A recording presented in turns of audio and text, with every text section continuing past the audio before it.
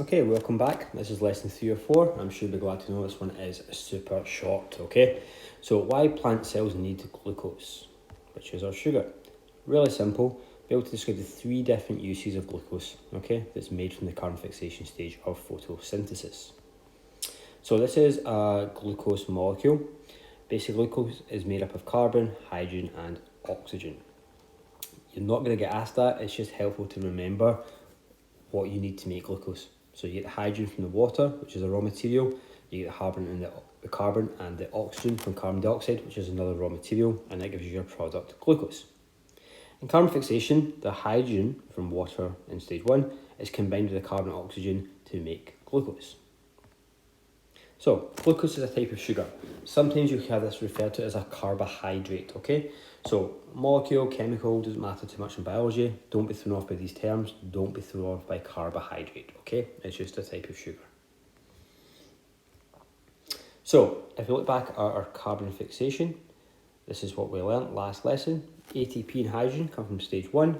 They are joined with CO2 in a series of enzyme-controlled reactions, which is the cycle in the middle.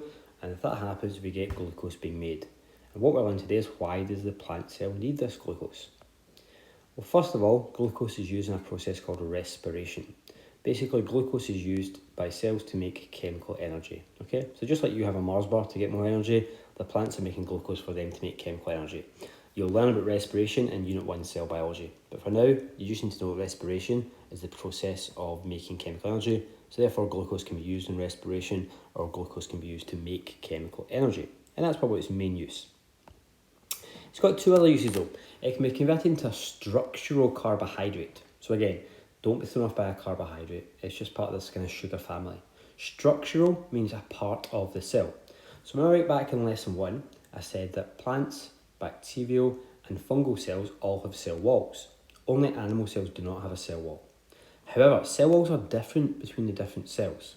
Bacterial and fungal cell walls are made of a different material, but plant cell walls you'll learn about, okay? You don't learn about the other 2. You need to know that plant cell walls are made of a substance called cellulose, okay? So you need to know that to pass this course. You also need to know that cellulose is made from glucose.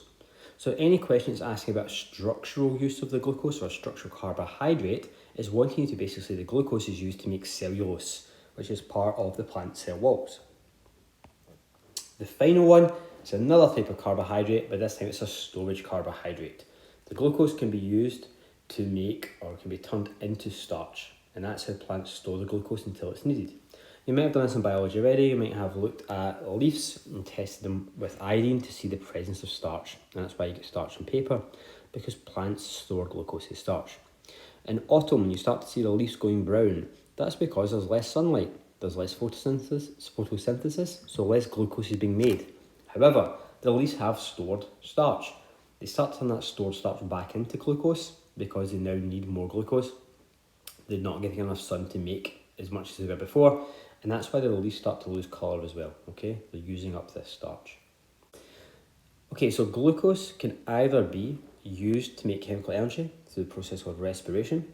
It can be stored as a storage carbohydrate called starch until it's required, or it can be used to make a structural carbohydrate called cellulose. That's the end of the lesson. So, there's your learning intentions. Do you now know that chemical energy is available for respiration? Do you know that sugar can be converted into starch, which is referred to as a storage carbohydrate, or that sugar can be converted into cellulose, which is referred to as a structural carbohydrate? And that's the end of the lesson.